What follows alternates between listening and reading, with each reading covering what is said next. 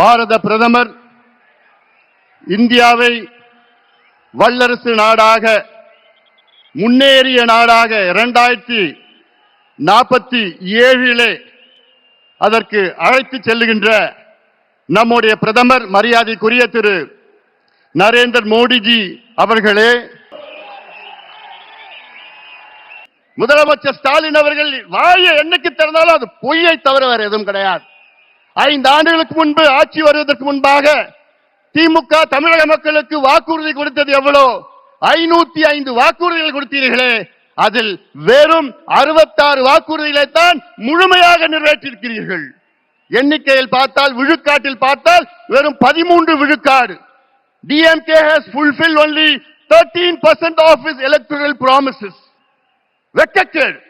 ஒரு தேர்வு இருந்தால் அதில் 100 மார்க்னா ஜஸ்ட் பாஸ் 35 மார்க். ஆனா திமுக எத்தனை மார்க் வாங்கி இருக்குது? 13 மார்க். ஃபெயிலான கட்சி திமுக.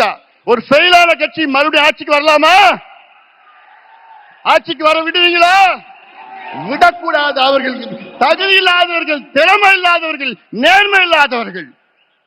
நாங்க ஆட்சிக்கு வந்தா சொன்னாங்க, 5 நாளுக்கு முன்பு சொன்னேன், ஸ்டாலின் அவர்களே, நாங்க ஆட்சிக்கு வந்தவுடன் நீட்டு தேர்வை ரத்து பண்ணுவோம், நாங்க ஆட்சிக்கு வந்தவுடன் கல்வி கடன் ரத்து பண்ணுவோம், விவசாய கடன் ரத்து பண்ணுவோம், நகை கடன் ரத்து பண்ணுவோம், நாங்கள் ஆட்சிக்கு வந்தவுடன் 100 நாள் வேலை வாய்ப்பை 150 நாளா உயர்த்துவோம். கிழிச்சிங்க. என்னையா பண்றீங்க? நாங்கள் ஆட்சிக்கு வந்தவுடன் நாங்கள் அனைத்து விளைபொருட்கள் மினிமம் சப்போர்ட் பிரைஸை நாங்க வாங்குவோம். இப்படி எல்லாம் எவ்வளவு வாக்குறுதி கொடுத்தீங்க?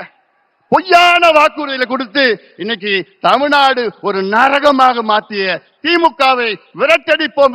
ஆட்சி செய்தது போதும்.